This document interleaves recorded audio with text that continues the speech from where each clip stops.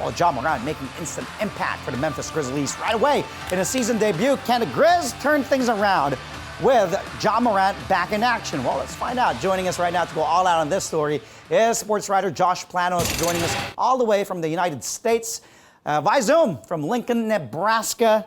As always, my buddy looking sharp. Good evening from Manila. Good morning to you there, Josh. Thanks so much, Primetime Andre. It's an honor to be here.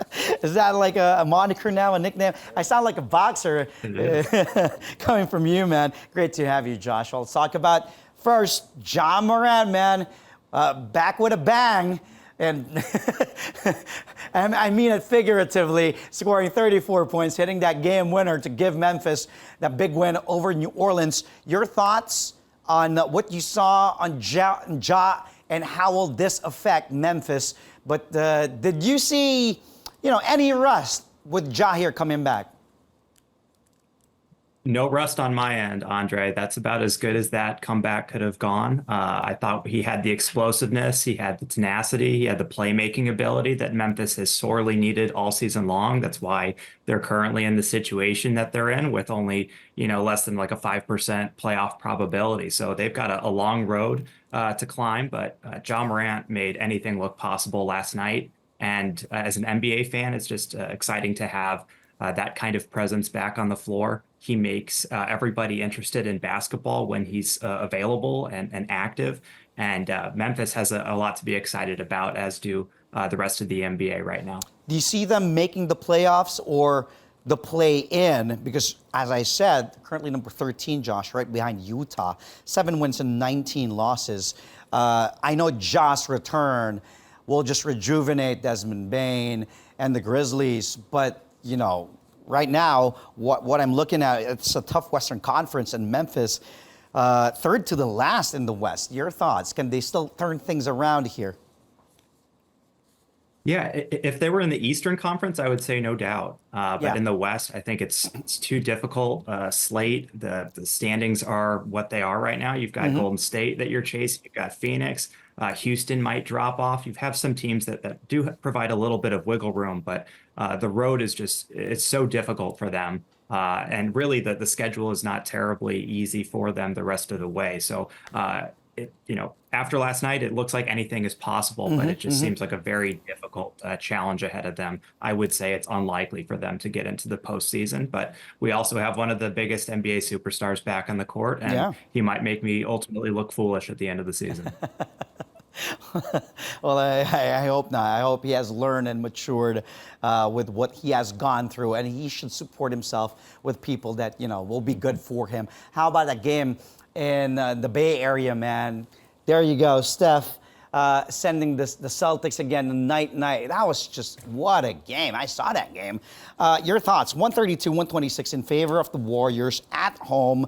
No Draymond Green, but Boston is really, they're tough. They're a good team, number 1 in the East, 20-6. But your thoughts on that game earlier, and how big will that be for the Warriors moving forward, and of course to keep them in the running of trying to go far in the playoffs, hopefully?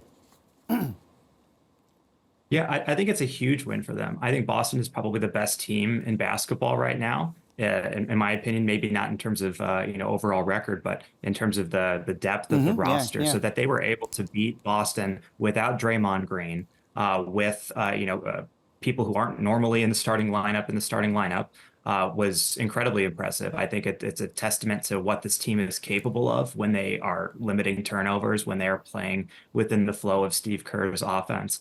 But every game feels like it requires a haymaker in ways that previous years didn't. And I think that's something that they need to work through, where every game just feels like it's the most difficult game ever played. And they need to find a little bit more consistency on both ends of the floor if they want to get back to being a championship level team. And of course, they need Draymond Green back.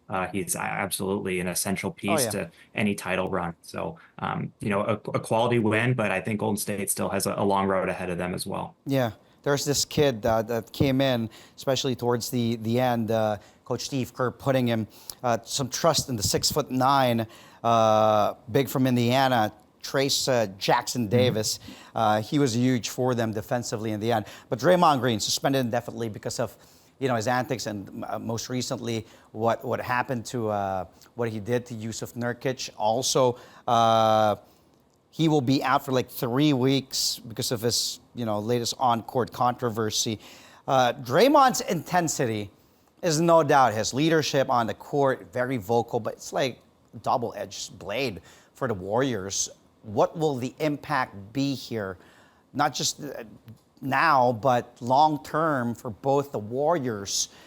Is it leaning towards more on the bad side, the good side? We know his history, but your thoughts, Josh? Well, it's a huge impact, Andre. I don't know that you can, as a Golden State fan, feel like you can count on this person for an extended period of time because something always seems to pop up, right? That's why he's going to counseling. That's why he's going through getting the help that he needs in order to consistently be an NBA player. But right now, the door is wide open for his teammates to come in and take that role. Like you said, with Trace Jackson Davis, this is a huge opportunity for him.